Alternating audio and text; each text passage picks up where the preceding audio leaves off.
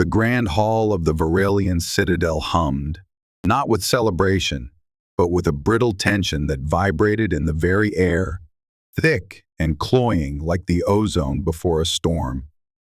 Sunlight, filtered through the crystalline canopy far above, cast shifting patterns of emerald and gold across the polished obsidian floor, illuminating the rigid formations of the royal guard, their ceremonial armor gleaming under the artificial sky.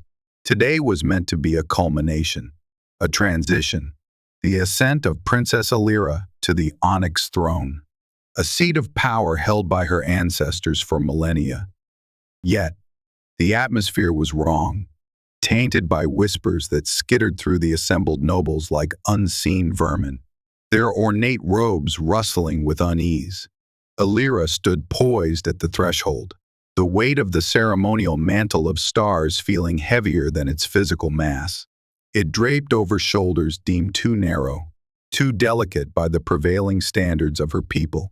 Varelians valued strength, size, the tangible proof of power etched in muscle and bone. Elira, though possessing the sharp intellect and quiet grace of her late mother.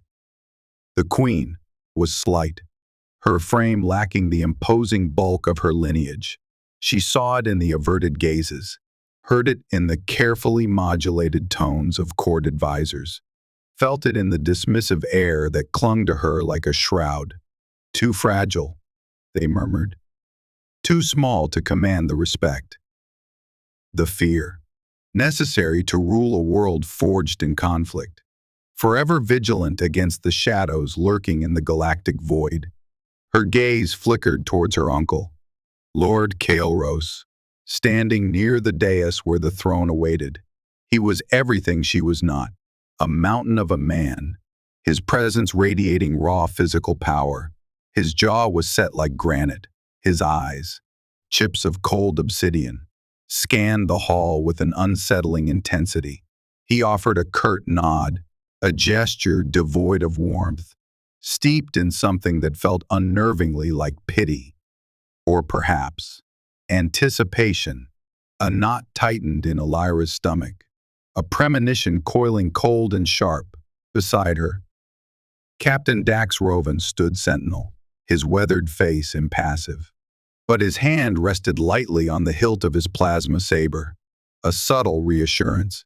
He was fiercely loyal, a veteran bound by an oath to her mother, and now to her. His presence was a small comfort, a bulwark against the rising tide of apprehension. "Courage, princess," he murmured, his voice a low rumble only she could hear. "Your mother's strength flows within you. It is not measured in stature alone." Elira drew a breath, centering herself. Rovan was right. She could not control the perceptions of others, only her own actions. She lifted her chin, straightened her spine, and began her walk towards the throne, each step echoing in the cavernous hall. The murmuring subsided, replaced by a watchful silence. The nobles parted before her, their faces a mixture of duty, skepticism, and something darker, harder to define. She reached the steps of the dais. The onyx throne loomed, carved from a single block of obsidian, inlaid with constellations that pulsed with a soft internal light. It represented continuity, stability, the very soul of Varelia. As she prepared to ascend, a sudden, jarring clang shattered the solemnity. One of the great hall doors burst inward, ripped from its magnetic anchors. Chaos erupted.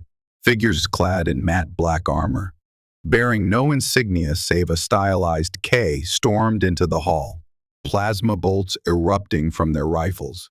Screams tore through the air. Nobles scrambled for cover, their finery trampled underfoot. The royal guard, caught by surprise, reacted instantly, drawing weapons, shouting commands swallowed by the din of battle. Emerald and gold light turned harsh, strobing with the violent flashes of red energy bolts. "Treason!" Rovan roared, igniting his saber, its azure blade humming with lethal energy. He shoved Elira behind him, positioning himself between her and the encroaching attackers. protect the princess. But the assault was brutally efficient, terrifyingly coordinated. The black-clad soldiers moved with disciplined ferocity, cutting down the royal guard with ruthless precision. Elira watched in horror as guards she had known since childhood fell, their gleaming armor scorched and broken. The attackers pressed forward, their target clear, and then she saw him. Kael'ros. He hadn't moved from his position near the throne, but now, a cruel smile twisted his lips. He raised a hand, and the soldiers flanking him turned their weapons not outward, but inward, firing point blank into the loyalist guards nearest him. Betrayal, cold and absolute. Uncle, Elira breathed, the word catching in her throat. The throne requires strength, niece, Kael'ros declared, his voice booming over the conflict, amplified by hidden speakers. Varelia cannot be led by a child, a fragile relic of a gentler age. It needs a firm hand, an iron will. It needs me. More guards fell. The circle around Elira and Rovan tightened. Plasma fire seared the air, impacting the dais steps, sending shards of obsidian flying. Rovan fought like a cornered cathhound, his blue blade a whirlwind of defense, deflecting bolts, cutting down attackers who dared venture too close. But they were overwhelmingly outnumbered. Princess, you must go, Rovan grunted, parrying a vicious strike. There is a passage, behind the throne. Your mother showed it to me. For emergencies, I won't leave you, Elira cried, her voice trembling but resolute. There is no choice, he insisted, his face grim. He risked a glance back, his eyes meeting hers, filled with fierce loyalty and desperate urgency. Varelia needs its queen to survive. Go. Now. Live. Elira led. He spun, intercepting another barrage of fire aimed directly at her. His armor sparked, groaned under the impact. Tears streamed down Elira's face, blurring the horrific scene. Kael'ros was ascending the dais now, stepping over the fallen, his gaze fixed on the throne, his victory imminent. Hesitation would mean death, the end of her line, the extinguishment of hope. Rovan's words echoed in her mind. Live led. With a sob that tore at her soul, she turned, fumbling behind the massive throne. Her fingers brushed against a seam in the obsidian, almost invisible, recalling her mother's hurried instructions years ago. A contingency whispered in the dead of night. She pressed a sequence of carved stars. A section of the wall slid silently inward, revealing a dark, narrow opening. The last thing she saw before plunging into the blackness was Dax Rovan, standing defiant, his saber a beacon of blue light against the tide of black armor, buying her precious seconds with his life. Then the panel slid shut, plunging her into absolute darkness, the sounds of battle abruptly muffled, replaced by the frantic thunder of her own heart. She was alone, exiled, hunted, the weight of a stolen kingdom pressing down on her slender shoulders. The ancient tunnels, damp and smelling of dust and ages, swallowed her whole. She ran, fueled by grief and Rovan's sacrifice, into the unknown depths beneath her home. The title of queen a bitter irony in the suffocating dark.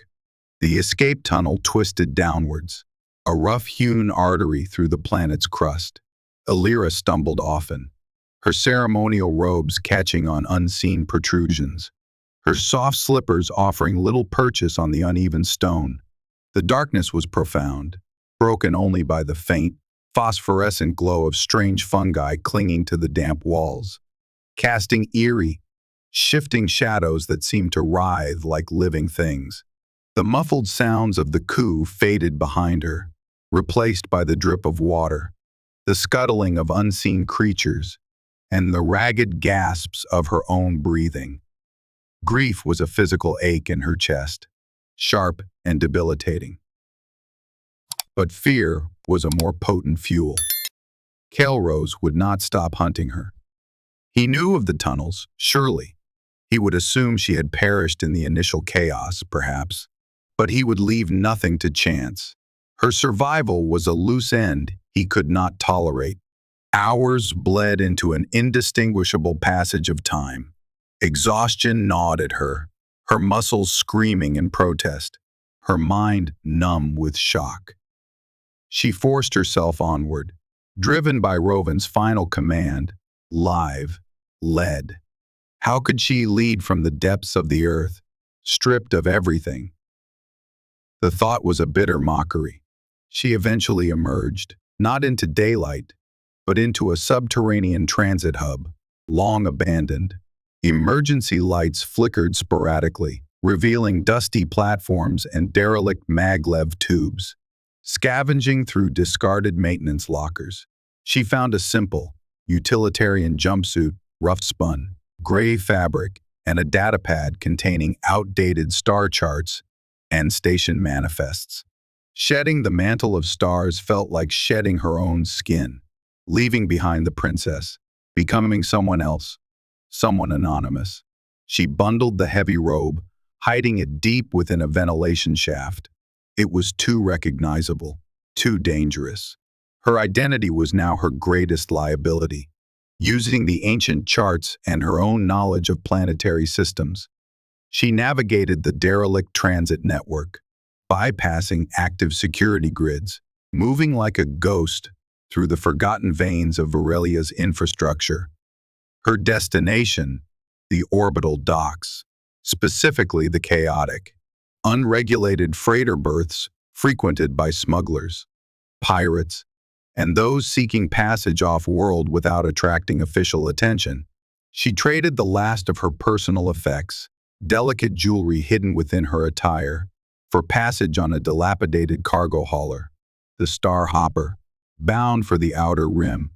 The captain, a gruff, four-armed Gorvian with eyes that missed nothing, asked no questions, merely accepted the payment and gestured towards the cramped, foul-smelling passenger hold. The journey was a blur of recycled air, engine vibrations, and the constant, low hum of the ship's aging systems. Elira kept to herself, huddled in a corner, pulling the hood of her borrowed cloak low over her face, speaking only when necessary, adopting a clipped, unremarkable accent she practiced in whispers.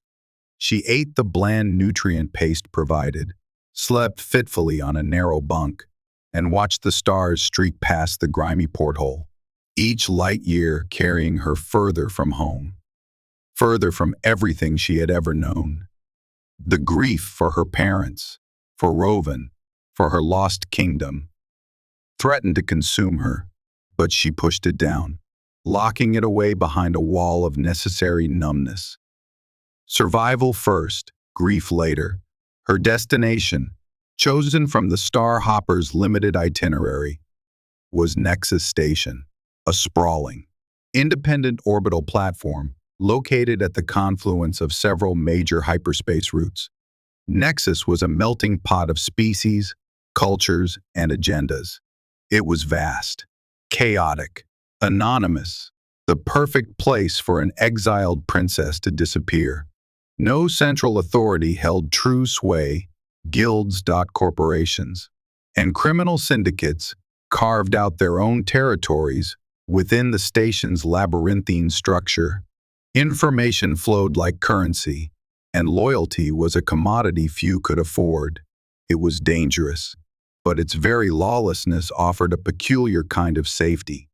Kelrose's reach, while significant, would be diluted here.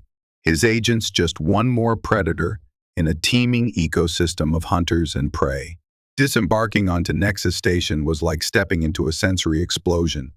The air thrummed with 1,000 languages.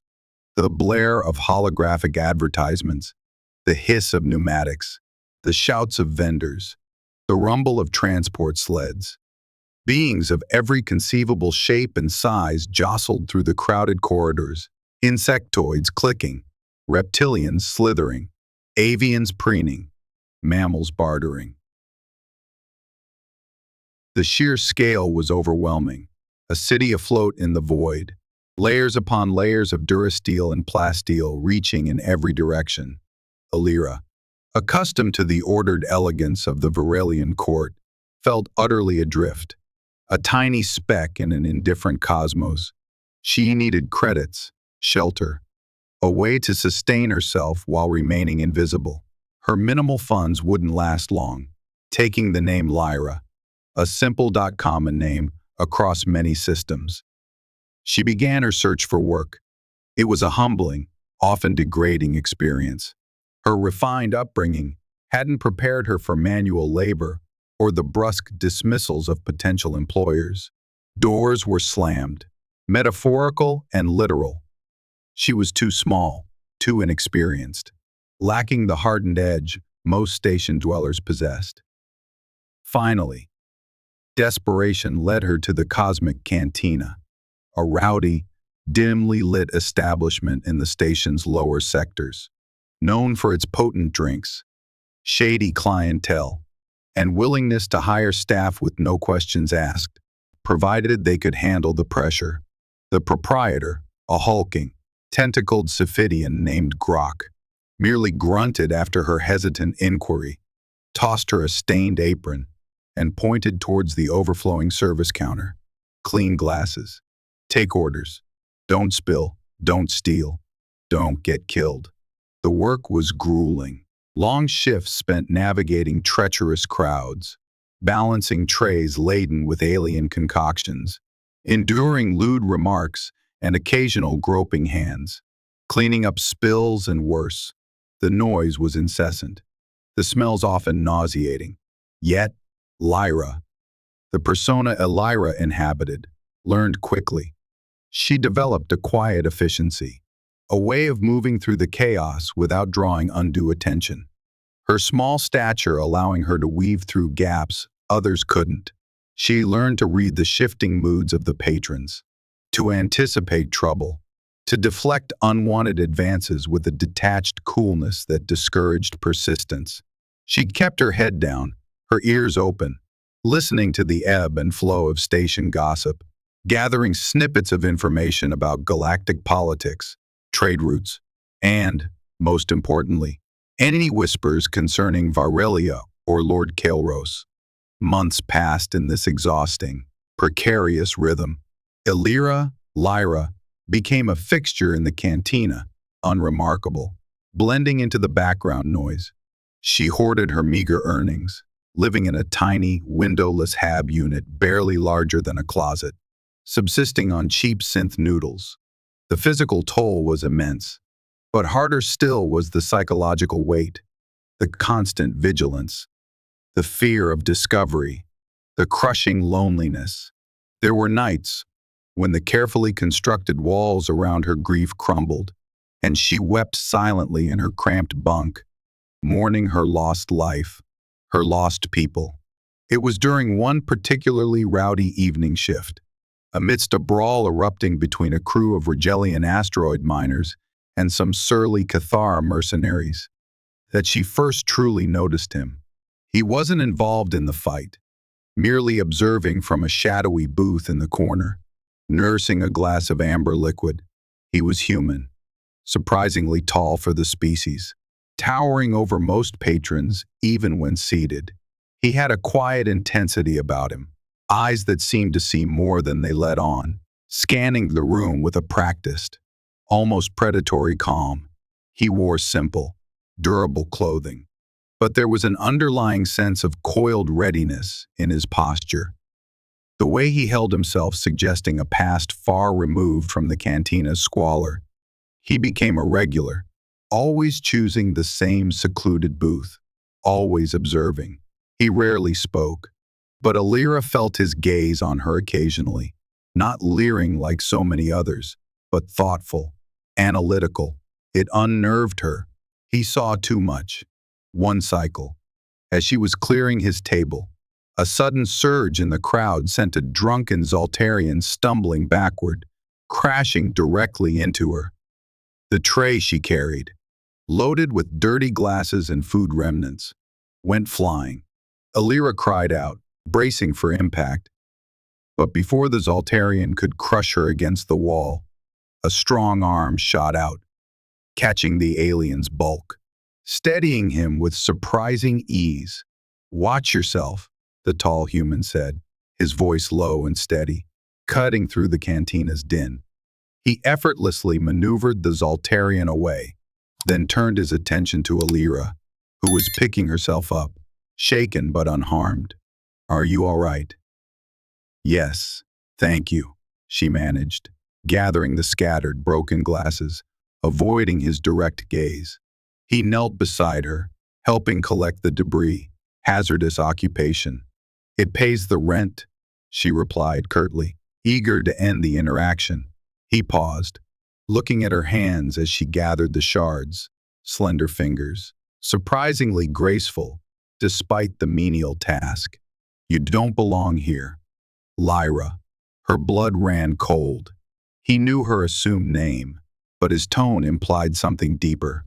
She froze, meeting his eyes for the first time. They were a clear, sharp gray, intelligent and discerning. "How much did he see?" "I don't know what you mean," she said, forcing her voice to remain steady. He didn't press, merely finished gathering the broken glass into a pile.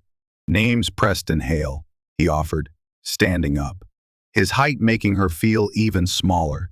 "If you ever need assistance, Grok knows how to reach me." He gave a slight nod and melted back into the crowd, leaving Elira trembling slightly, the shards of glass biting into her palm. Preston Hale. He was dangerous, not because he seemed malicious, but because he seemed perceptive. And perception was the last thing an exiled princess hiding under an assumed identity needed. Her precarious anonymity felt suddenly fragile, threatened by the quiet observation of the tall human in the corner booth. Elira tried to avoid Preston Hale after that incident, altering her routes through the cantina, busying herself on the opposite side of the room whenever he appeared. But Nexus Station, despite its immensity, had a way of shrinking when one was trying to evade notice. He remained a constant presence in his corner booth, his quiet observation an unnerving counterpoint to the cantina's chaos. She felt his eyes on her, not constantly, but intermittently, thoughtfully. He made no further attempts to speak with her, yet his very presence felt like a silent question mark hanging over her assumed identity. The fragile peace of her anonymity shattered one rain-slicked evening cycle outside the cantina. The station simulated weather patterns in its upper tiers, and tonight, a persistent, artificial drizzle slicked the grimy walkways. Elira, hooded and hurrying towards her HAB unit after a long shift, sensed movement behind her. Too quick, too purposeful to be a random passerby. She quickened her pace, her heart hammering against her ribs. Two figures detached themselves from the misty gloom, flanking her, cutting off her escape route back towards the more crowded thoroughfare. They were Trandoshans, reptilian bounty hunters known for their persistence and brutality, their scaled hides glistening in the dim light, emitter nozzles of stun batons humming ominously, their cold, unblinking eyes fixed on her. "Princess Elira of Varelia," one hissed, its forked tongue tasting the air. "Lord Kaelros sends his regards, and a retrieval contract. Alive, preferably. But he's flexible." Panic seized her, cold and paralyzing. They knew. Kaelros's reach had found her, even here. She backed away slowly, her mind racing. There was nowhere to run. The alleyway was a dead end. Her minimal self-defense training felt hopelessly inadequate against two seasoned hunters. "There must be some mistake," she stammered, buying milliseconds she didn't know how to use. The other Trandos Han chuckled, a dry, rasping sound. "No mistake, little bird. The bounty is substantial, enough to overlook your diminutive stature." They advanced, batons raised. Elira squeezed her eyes shut, bracing for the inevitable blow. The electric shock. The capture that meant a return to Varelia, to Kael'ros, to certain death or a life of subjugation. A sudden blur of motion erupted beside her. Preston Hale. He moved with astonishing speed and precision, appearing as if from the very shadows of the alley. He didn't announce himself, didn't posture. One moment the Trandoshans were advancing. The next, one was reeling back, clutching its snout, felled by a swift, brutal strike to the face. Preston used the first hunter's momentum, pivoting, delivering a powerful sidekick to the second Trandoshan's knee joint. A sickening crack echoed in the narrow space, followed by a roar of pain. The first hunter, recovering, lunged with its stun baton. Preston sidestepped the clumsy swing, grabbed the Trandos Han's extended arm, twisted sharply. Using leverage over brute force, the hunter cried out as its wrist snapped. Preston disarmed it with contemptuous ease, then slammed the butt of the captured stun baton against its temple. The Trandoshan crumpled, unconscious. The second hunter, hampered by its broken leg, snarled, trying to bring its weapon to bear. Preston closed the distance in 2 quick strides, deflecting the stun baton with his forearm, and delivered a rapid series of disabling blows, elbow to the jaw, palm strike to the solar plexus. The reptilian hunter collapsed, gasping. The entire encounter lasted less than 10 seconds. Preston stood amidst the groaning, incapacitated bounty hunters, breathing steadily, his expression grimly efficient. He turned to Elira, who was staring, wide-eyed, pressed back against the cold, damp wall. "I thought you might need that assistance," he said, his voice calm, though his knuckles were scraped raw. He deactivated the captured stun baton. "How? How did you know?" Elira whispered, her voice trembling. "I make it my business to know things," he replied cryptically. He gestured towards the alley entrance. "We should go. More might be coming. They rarely hunt alone for high-value targets." High-value target. He knew. He wasn't guessing. "You knew who I was," I suspected, Preston admitted, gently taking her arm, urging her away from the scene. Small frame, refined movements despite the cantina work, eyes that held too much sorrow and intelligence for a simple server, and the way you carried yourself, even when trying to hide. It spoke of training, of nobility. The pieces fit, especially after hearing whispers about unrest on Varelia filtering through the station's rumor mill. He led her quickly through a series of connecting walkways, avoiding the main corridors. "Why didn't you tell me?" "Tell you," Elira scoffed, pulling her arm away, suspicion warring with gratitude. "Why would I trust a stranger? How do I know you aren't working for him?" Preston stopped, turning to face her fully under the flickering light of a damaged glow panel. His gray eyes were serious, unwavering. "Because if I were working for Kael'ros, you'd be halfway back to Varelia in restraints right now, not standing here. Because I know what it's like to be hunted, and because," he hesitated, a flicker of something unreadable in his expression, "I don't approve of bullies overthrowing legitimate rulers, especially not ones who hire Trandoshan thugs." He resumed walking, more slowly this time. "My former employers, the Terran Coalition, sometimes engaged in morally ambiguous operations. I walked away from that life. I prefer making my own choices now. Helping you seems like the right choice." Elira studied his back as they walked. He moved with the quiet confidence of someone skilled in navigating dangerous environments. He had saved her, risked his own safety against armed bounty hunters without hesitation. His explanation, while brief, resonated with a sincerity she couldn't easily dismiss. Trust was a forgotten luxury, but isolation was proving lethal. "Where are we going?" she asked, her voice regaining some measure of steadiness. My place, Preston replied. It's more secure than your hab unit. Those hunters found you once. They, or others, will try again. Your life as Lyra the server is over. He led her to a different sector of the station, cleaner, quieter, requiring multiple security clearances which his ident card bypassed smoothly. His apartment was surprisingly spacious, sparsely furnished but meticulously organized.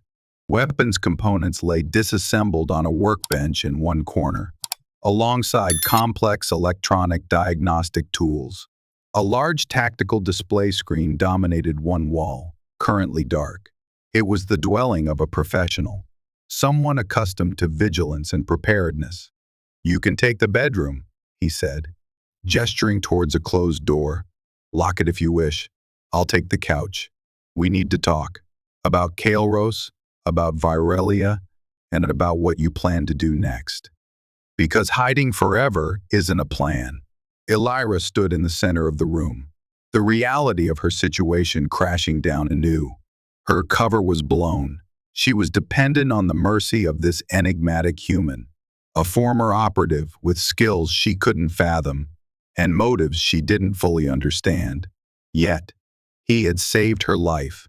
He spoke of choice, of rightness, and looking at him, seeing the quiet determination in his eyes, she felt a flicker of something she hadn't allowed herself in months.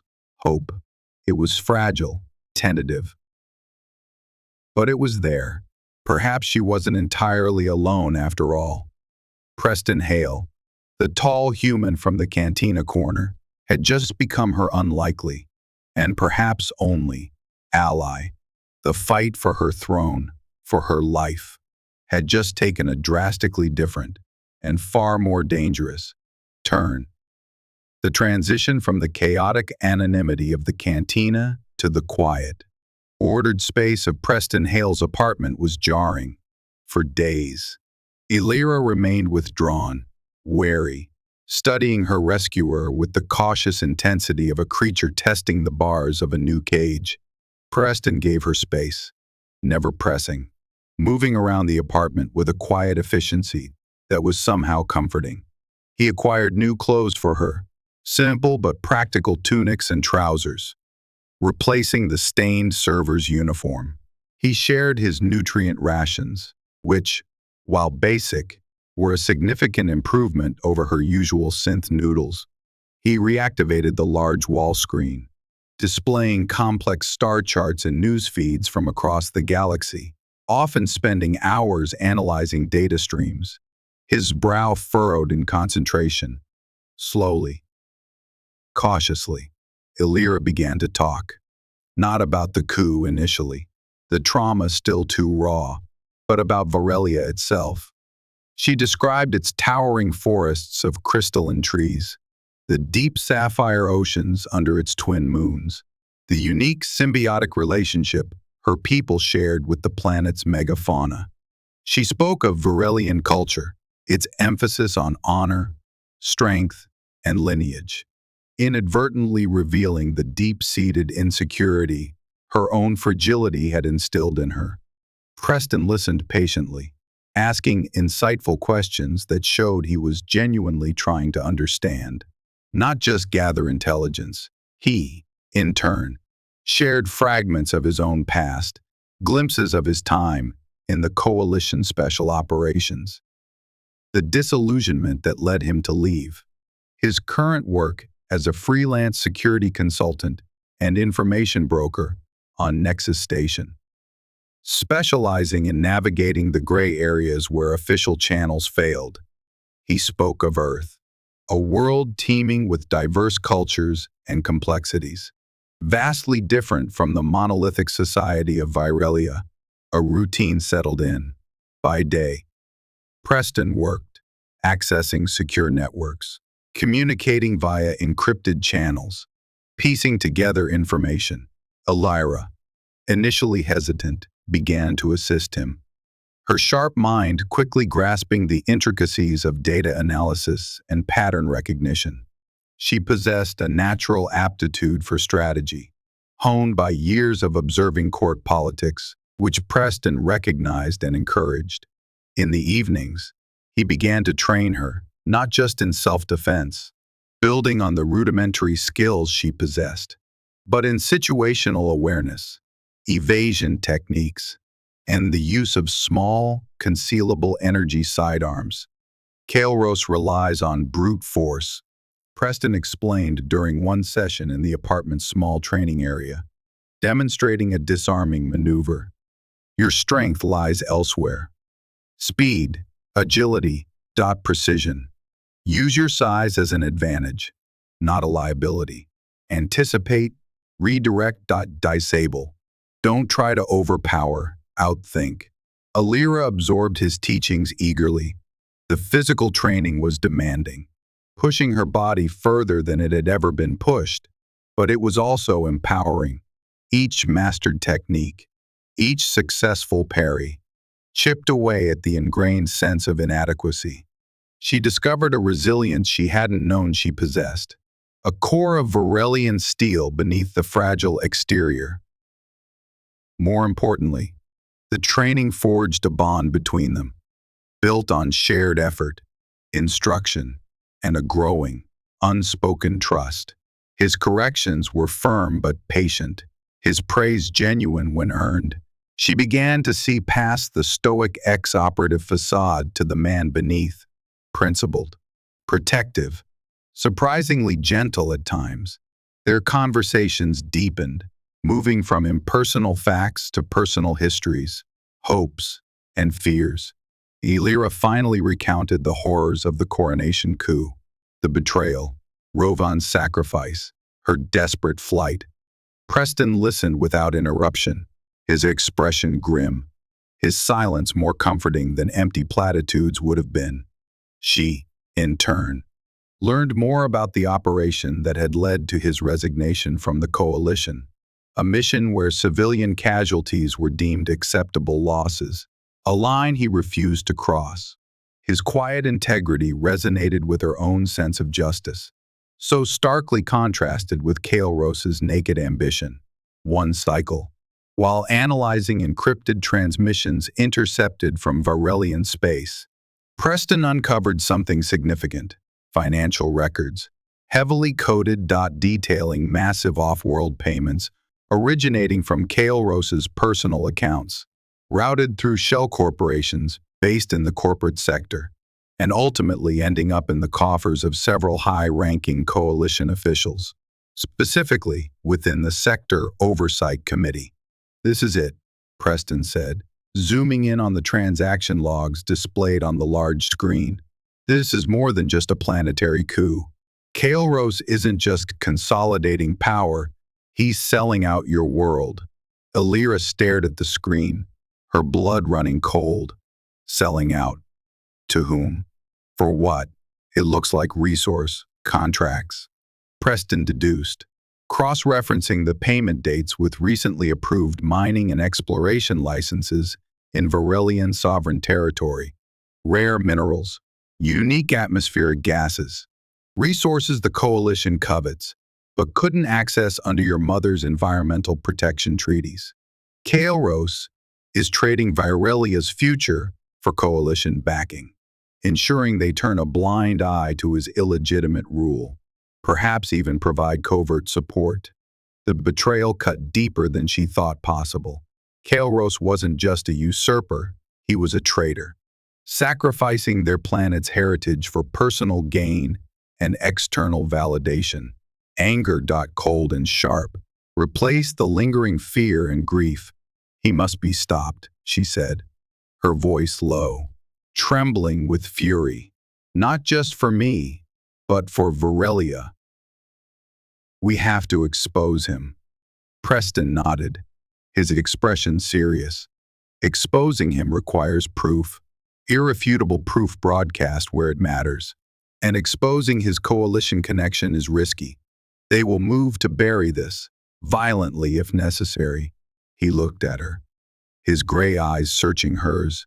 "This path leads back to danger, Elira. More than you faced already."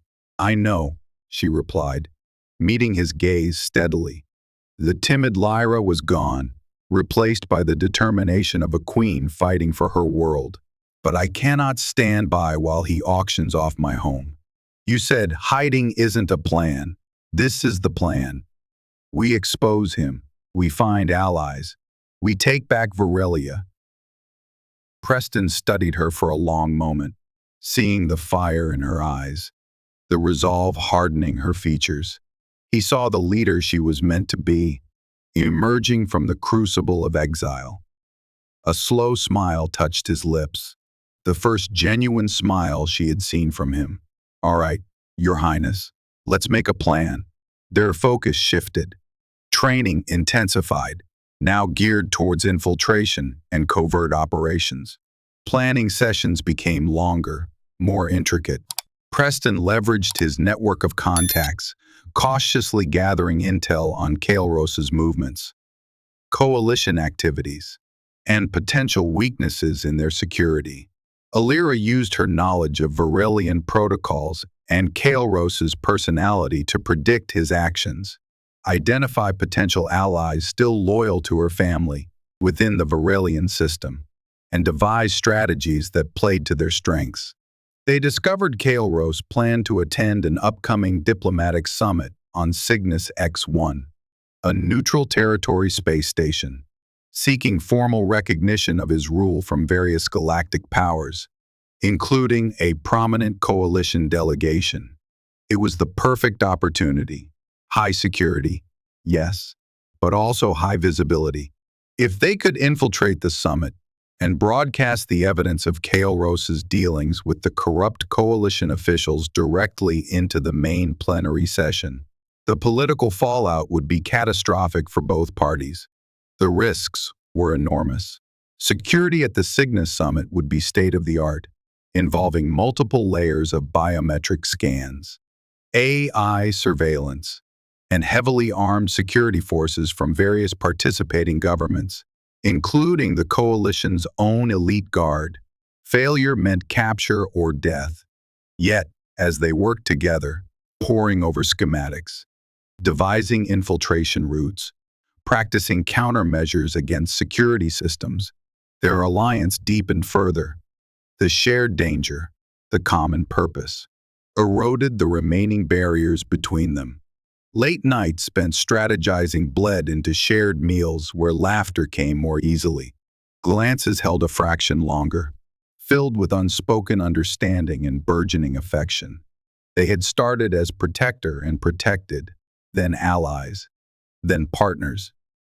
Now, amidst the blueprints of rebellion, something more profound was taking root, a connection forged not just in shared adversity, but in mutual respect, admiration, and the tentative, unexpected blossoming of love. They were no longer just an exiled princess and a disillusioned operative. They were Elira and Preston, united against formidable odds. Their intertwined destinies aimed squarely at the heart of a corrupt regime, halfway across the galaxy. The fight for Varelia was becoming intertwined with a fight for a future they hadn't dared to imagine. A future together. The journey to Cygnus X1 was fraught with tension. They traveled separately, using meticulously crafted false identities and inconspicuous transport ships, rendezvousing only at the final hyperspace jump point before merging with the swarm of vessels converging on the summit station. Preston had secured credentials as a low-level technician for a minor interstellar trade consortium, while Elira posed as his assistant, her features subtly altered with biosynthetic camouflage, her demeanor carefully calibrated to be helpful but unremarkable. Cygnus X1 station was a marvel of diplomatic neutrality and paranoid security. Sleek, silvered towers pierced the blackness, connected by transparent transit tubes through which official shuttles glided. Force fields shimmered around docking bays, and patrol cruisers maintained a constant, vigilant perimeter. Inside, the atmosphere was one of hushed importance. Delegates from dozens of systems moving through polished corridors, flanked by stern-faced security details. coalition soldiers, recognizable by their stark white and blue uniforms, were a particularly prominent presence, their vigilance bordering on aggressive. Preston and Elira, dressed in the drab gray uniforms of their cover identities, moved through the service levels and maintenance corridors, avoiding the main concourses whenever possible. Their target was the primary communications hub, located deep within the station's secure core, adjacent to the Grand Assembly Hall, where Kael'ros would make his address. Preston had procured schematics and security overrides through his contacts, but penetrating the hub undetected would require perfect timing and flawless execution. Security patrols rotate every 15 minutes, Preston murmured, consulting a chrono display integrated into his glove as they paused in a dimly lit junction point within a ventilation shaft network. We have a 4-minute window between the Sector 7 sweep and the hub's internal diagnostic check. That's when the localized sensor grid is momentarily less sensitive. 4 minutes to bypass the door lock, access the main console, upload the data packet, and initiate the broadcast override, Elira confirmed, reciting the plan. Her voice steady despite the frantic beating of her heart. She clutched the small, cylindrical device containing the encrypted evidence of Kael'ros' treason, the culmination of months of work. And get out before the system flags the unauthorized access, Preston added grimly. If we're caught in that room. He didn't need to finish the sentence.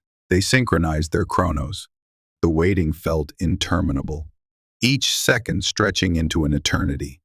Elira focused on her breathing, calming her nerves, channeling the discipline Preston had taught her.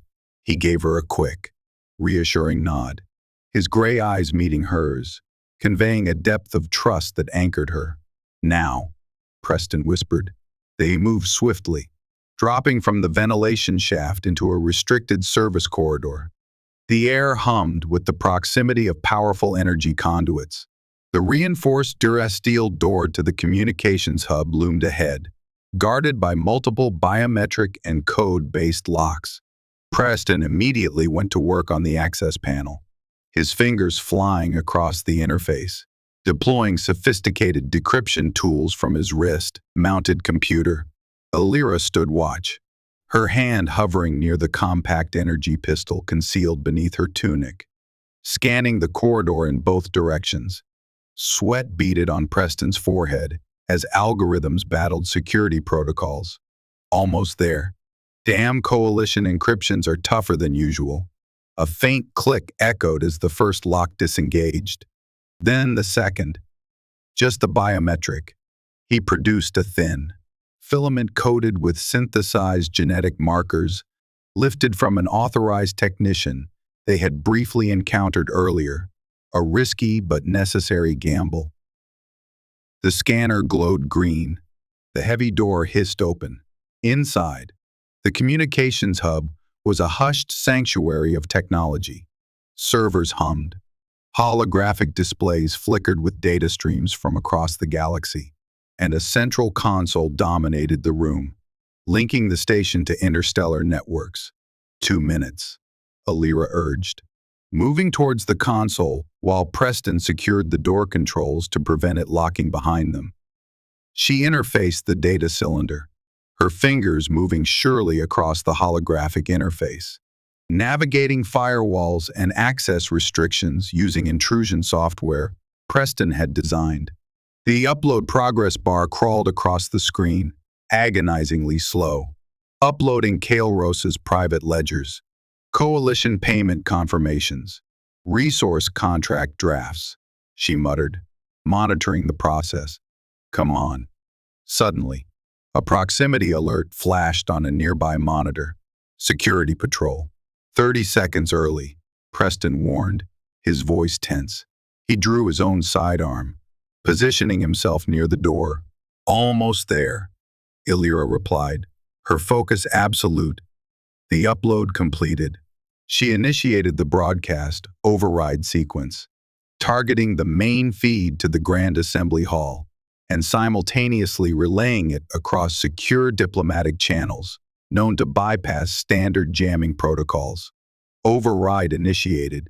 Signal routing confirmed. Broadcasting now. Let's move, Preston ordered, pulling her away from the console just as the distant sound of approaching footsteps echoed down the corridor. They slipped back out, Preston resealing the door behind them, hoping the security breach wouldn't be traced immediately. They didn't head back to the ventilation shafts. Instead, they melted into a different service tunnel, following a pre-planned exfiltration route towards a less monitored docking bay on the station's periphery, where a small, nondescript courier vessel awaited them. Piloted by one of Preston's trusted discreet contacts. As they navigated the labyrinthine corridors, communicator embedded in Elira's ear crackled faintly. It was monitoring the assembly hall feed.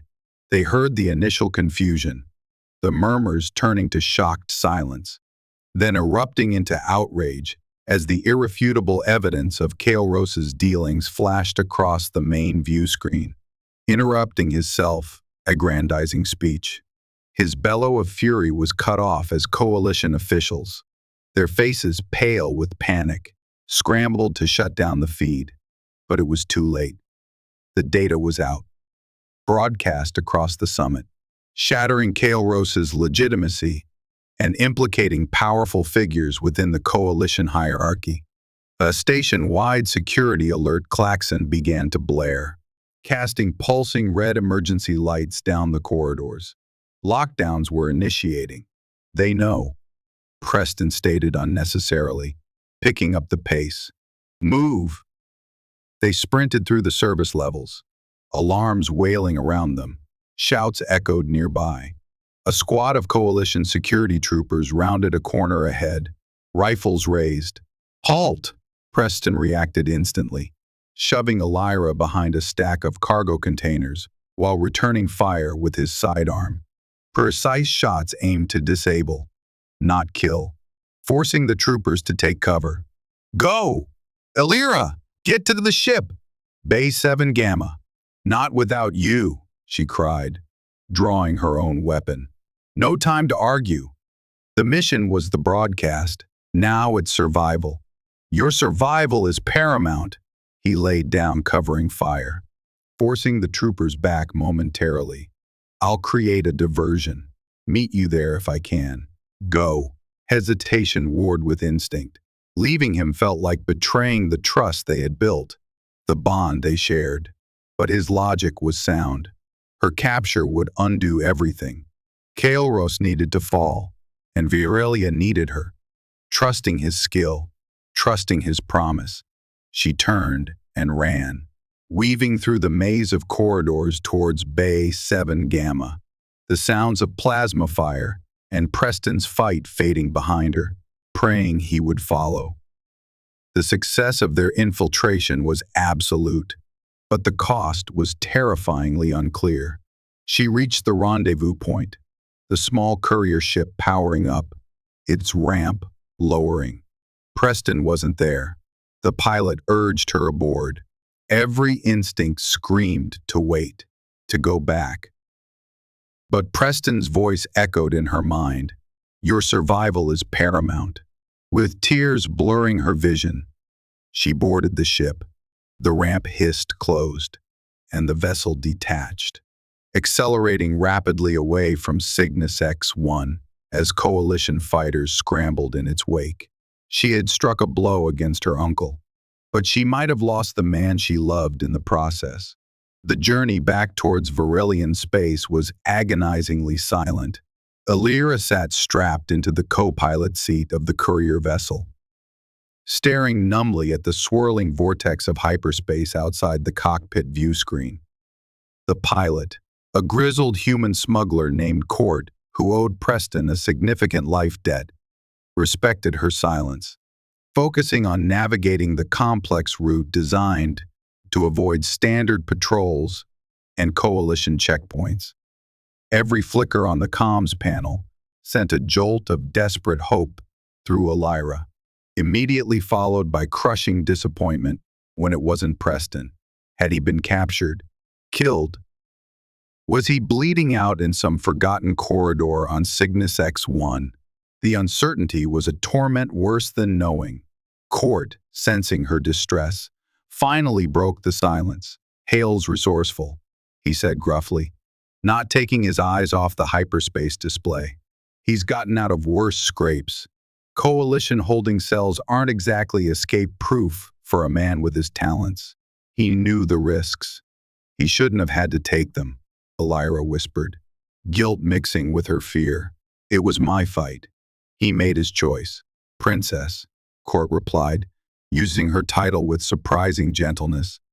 "Some things are worth fighting for, even if they ain't your own planet." He cleared his throat. "We picked up fragmented transmissions before we jumped. The summit's in chaos. Kael'ros is disgraced. The Coalition delegation recalled under heavy scrutiny. Your broadcast hit them hard. Harder than they expected. It was small comfort. The political victory felt hollow without Preston beside her. But Court's words, and the memory of Preston's determination, rekindled a flicker of resolve. She couldn't let Preston's sacrifice, or Rovin's before him, be in vain. She had a duty to fulfill. Varelia awaited.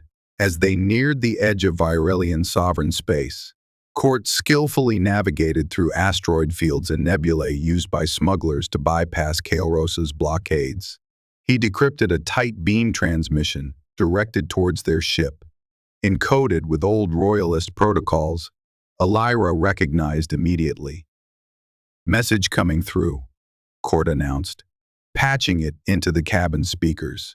A voice, rougher than she remembered, strained but familiar, filled the small cockpit. "Repeat. Phoenix Ascendant. This is Resistance Command. Do you read? Acknowledge security code, Delta 79er. Elira gasped, lunging for the comms panel. "Resistance Command. This is Phoenix Ascendant. Acknowledging Delta 79er. This is Elira." A moment of stunned silence. Then the voice returned, thick with emotion. "Princess, by the stars, is it truly you? It's Dax. Dax Rovin." Tears sprang to Elira's eyes. Rovin. He was alive. The captain who had stood against impossible odds, who she thought had perished buying her escape, had survived. "Captain Rovin, you're alive. How?" "Long story, Your Highness." Rovin's voice crackled. "Severe injuries. Capture. Escape during a prisoner transfer Kael'ros foolishly outsourced. Been underground ever since, organizing those still loyal. We saw the broadcast from Cygnus. Kael'ros is furious, his grip weakening. Loyalists within the Guard and the provinces are stirring. Your return now. It could be the spark we need." Hope, potent and fierce, surged through Elira, washing away some of the despair. Rovin was alive. A resistance existed. Her actions had consequences, creating ripples of defiance back home. "Where are you?" "Captain, give me coordinates. We're coming." Rovin transmitted encrypted coordinates to a hidden base on Varelia's largest moon, Orthos, a rugged landscape honeycombed with mining tunnels abandoned centuries ago. Court expertly piloted the courier ship through the moon's thin atmosphere, landing within a camouflaged hangar carved deep into a desolate canyon wall. The ramp lowered onto a scene of disciplined activity. Figures in patched, mismatched armor and civilian clothing worked on aging fighters, maintained communication arrays, and stood guard. Their faces etched with hardship but also determination. And standing there, waiting, was Dax Rovin. He looked older, leaner, his face scarred, one arm encased in a complex cybernetic prosthetic, but his eyes held the same unwavering loyalty she remembered. He snapped to attention, offering a crisp military salute, though his expression was filled with relief. "Your Highness," he said, his voice thick. "Welcome home. Elira threw protocol aside and embraced him tightly. Dax, I thought you were gone. Takes more than Kael'Ros's thugs to keep an old soldier down, he replied, returning the embrace briefly before regaining his composure.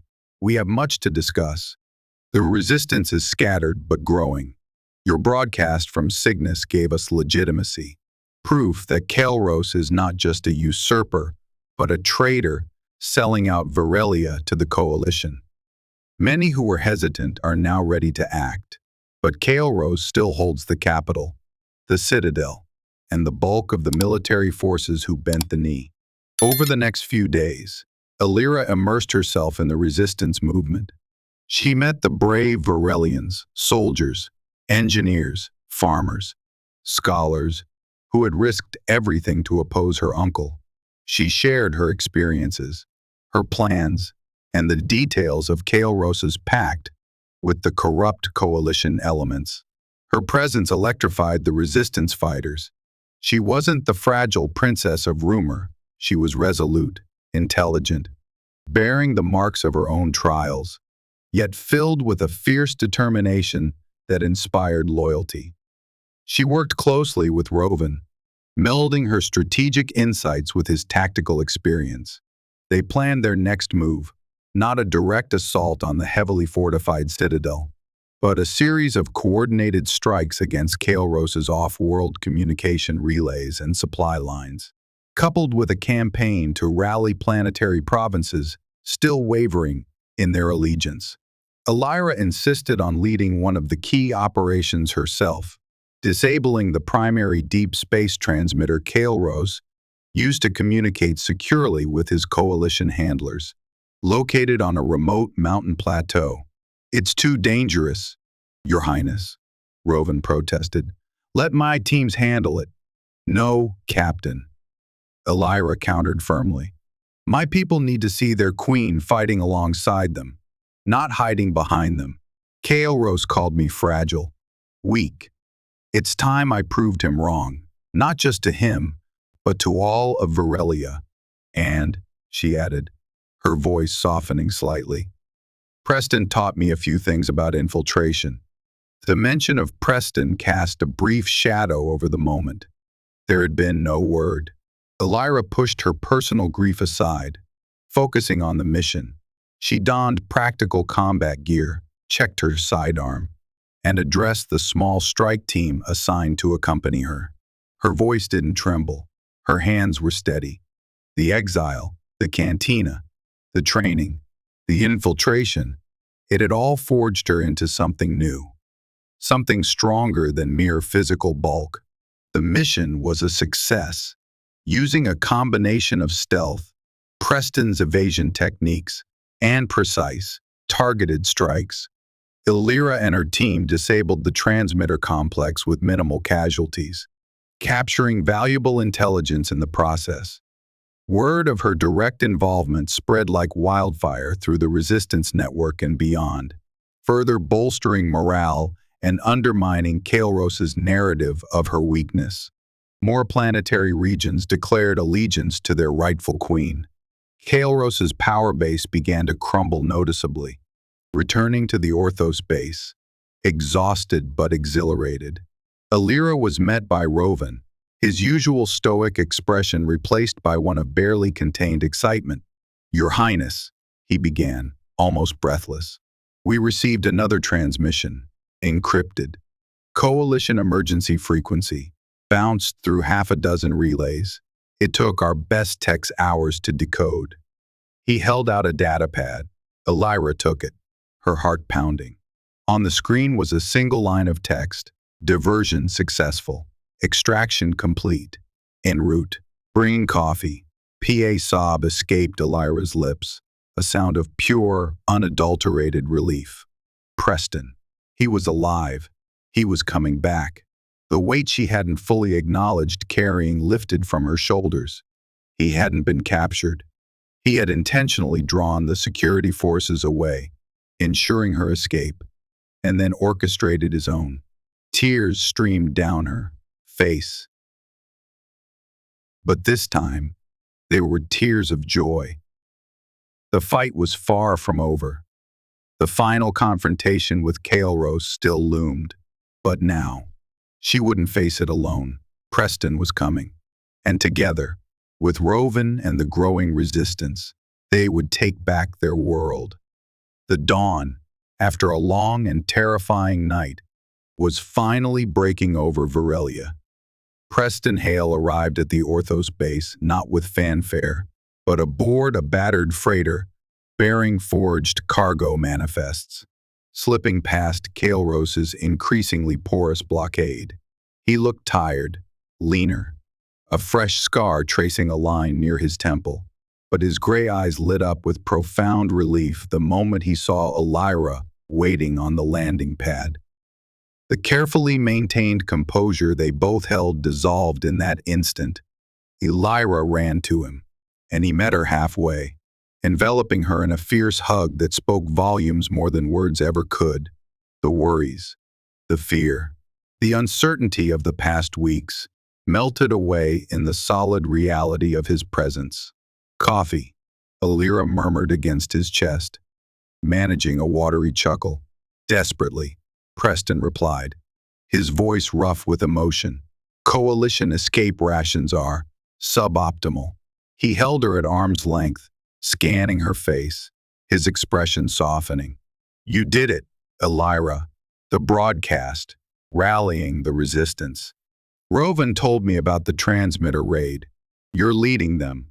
"We did it," she corrected, taking his hand, their fingers intertwining naturally.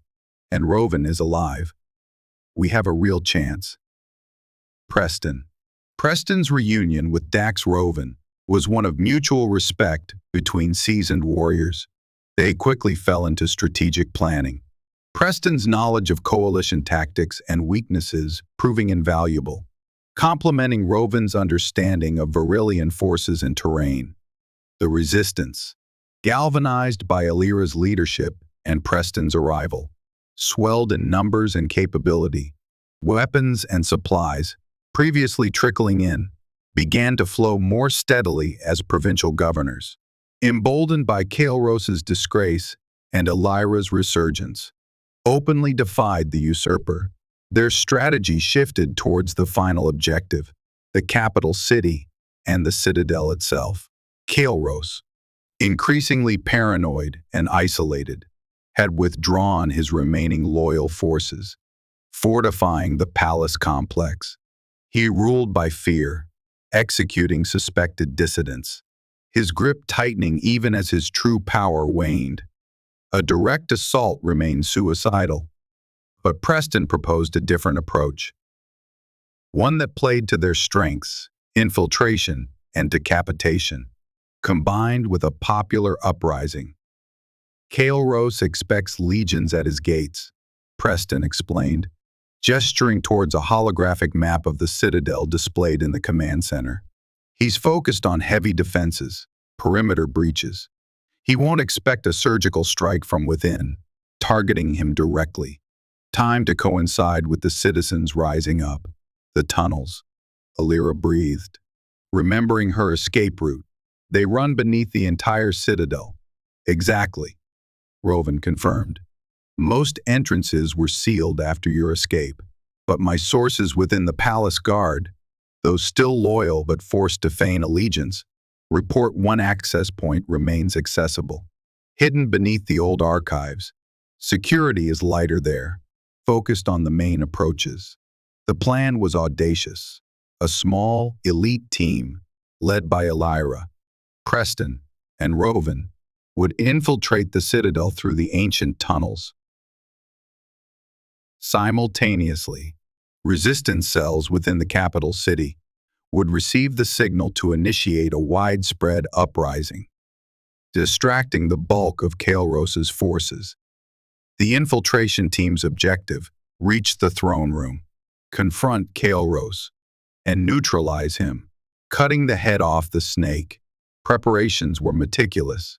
Elira, no longer just a symbol but an active combat leader, trained relentlessly alongside Preston and Rovan's best commandos. She learned the layout of the tunnels, the Citadel's internal security patterns, the weak points identified by Roven's informants. Preston equipped the team with cutting-edge stealth gear, silent takedown weapons, and counter-surveillance technology. The bond between Elira and Preston deepened further under the pressure, their movements synchronized, their understanding implicit, their feelings for each other an unspoken source of strength. The night of the operation arrived, cloaked by the darkness of Varelia's twin moons, under the cover of pre-arranged civilian protests erupting across the capital. The infiltration team slipped into the damp, echoing tunnels beneath the city. They moved silently, navigating the labyrinthine passages using thermal imagers and sonic dampeners. The air grew warmer, the sounds of the citadel above filtering down, distant alarms, muffled shouts, the rumble of heavy vehicles. They bypassed automated sensor grids, disabled laser tripwires, and neutralized isolated guard patrols with swift, silent efficiency.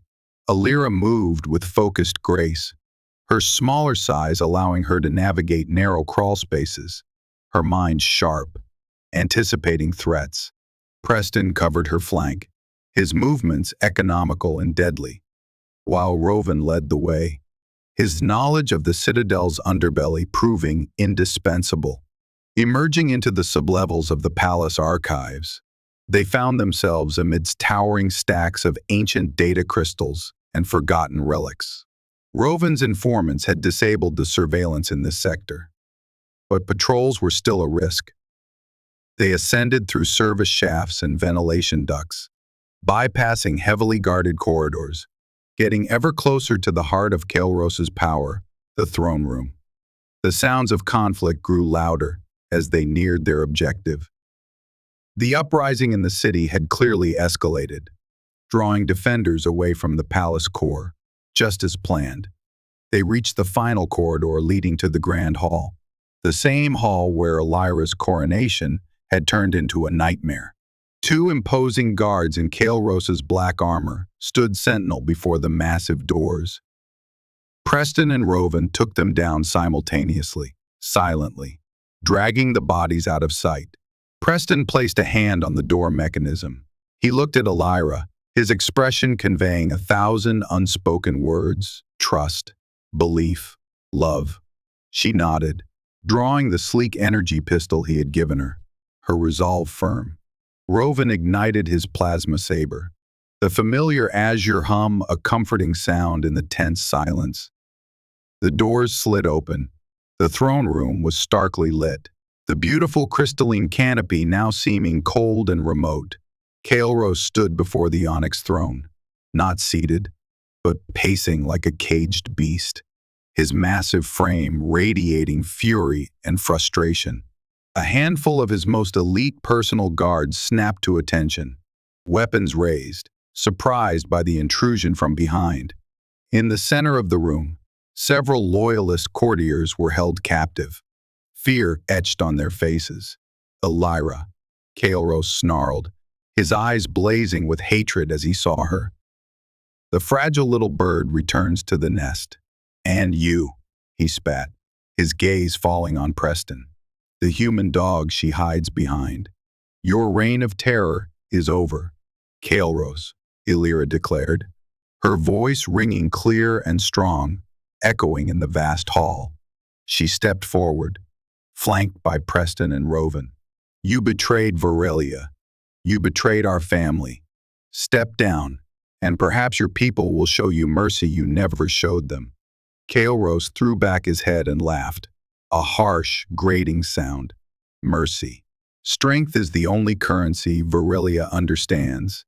Niece, something you will never possess. He drew his own weapon, a heavy blaster rifle. Kill them! Kill them all! The throne room erupted into chaos.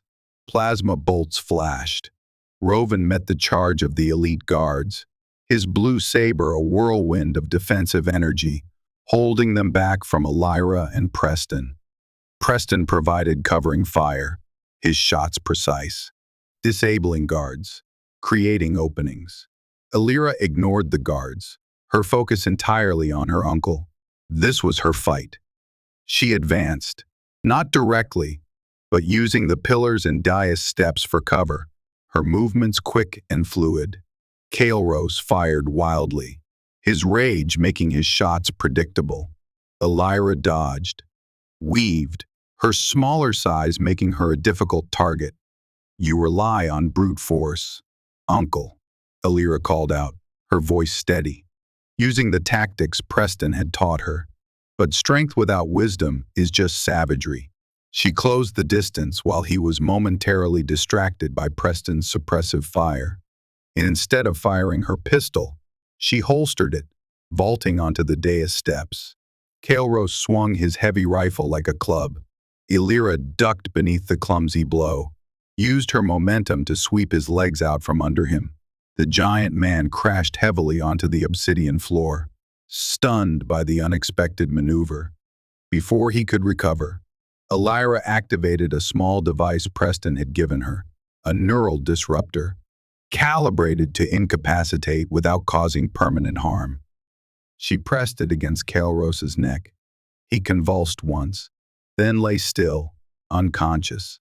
Silence fell, broken only by the ragged breathing of the combatants and the distant sounds of the ongoing uprising. Rovan had dispatched the last of the elite guard. The captive courtiers stared in disbelief. Elira stood over her defeated uncle, not with triumph, but with a heavy sadness. She looked towards the onyx throne, then back at the Varelians in the room, their expressions shifting from fear to awe to hope. She hadn't won with overwhelming power, but with strategy, courage, and precision. She had proven that leadership wasn't about size, but about intellect and heart. Rovan deactivated his saber. The citadel is secure, Your Highness. The resistance controls the capital. Elira nodded slowly, the weight of responsibility settling onto her shoulders once more. But this time, it felt earned, not merely inherited. Preston came to her side, his hand resting gently on her back. His presence was a silent affirmation, a source of unwavering support. "It's over," he murmured. "No," Elira replied, looking out towards the grand entrance, towards the city, towards her people. "It's just beginning." She had defeated the usurper, but now came the harder task, healing her world, rebuilding trust, and leading Varelia into a future defined not by the old ways of brute strength, but by the values she embodied: wisdom, compassion, and unity. The fragile princess had returned, not just with a human ally, but with the strength of her convictions, ready to claim her throne and reshape the destiny of her people. The days following Kael'ros's defeat were a whirlwind of activity and transition. News of the usurper's fall and Elira's return spread rapidly across Varelia, met with widespread celebration and relief. The capital city, scarred but not broken by the brief, intense uprising, began the process of healing. Resistance fighters worked alongside former citadel guards, dismantling Kael'ros's oppressive security apparatus and restoring order under Rovan's capable command.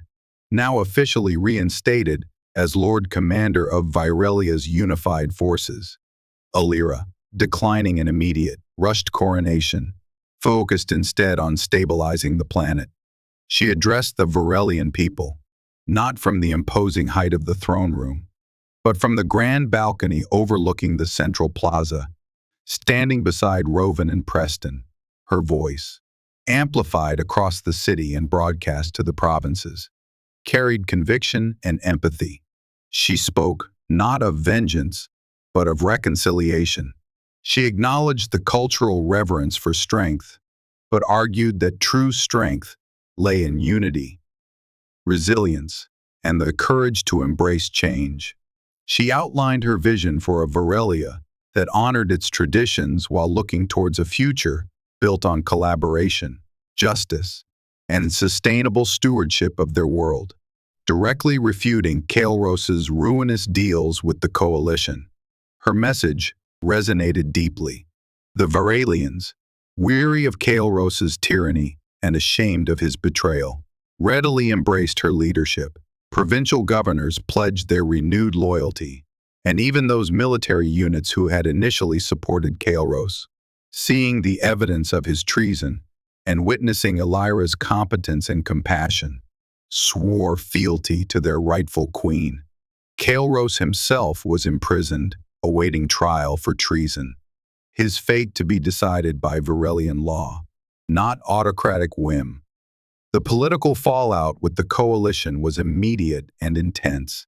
The corrupt officials implicated by Elira's broadcast were disgraced, forcing resignations and internal investigations within the Coalition hierarchy. Stripped of their local collaborator and facing galactic condemnation, the Coalition dispatched a new diplomatic envoy, tasked with repairing relations and, more pragmatically, securing access to Varelian resources through legitimate negotiation. Elira met with the envoy, flanked by Preston, whose insights into Coalition bureaucracy and pressure points proved invaluable. She stood firm, refusing to honor Kael'ros's illegitimate contracts. She dictated new terms, fair trade agreements, strict environmental protections, technological exchange beneficial to Varelia, and formal recognition of Varelian sovereignty, free from external interference. Faced with a united Varelia under a popular queen, and weakened by their own internal scandals, the Coalition had little choice but to concede. It was a significant victory, establishing Elira not just as a planetary ruler, but as a capable stateswoman on the galactic stage. Amidst the political maneuvering and the demanding work of governance, the bond between Elira and Preston deepened into an undeniable love.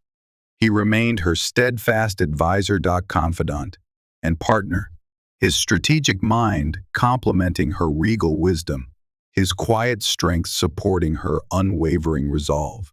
He helped her navigate the complexities of rebuilding her government, training her new royal guard, and establishing secure communication networks free from potential Coalition backdoors. The Coalition, attempting to regain some leverage and perhaps lure Preston back into their sphere of influence, offered him a prestigious position, a return to Earth with honors and significant power.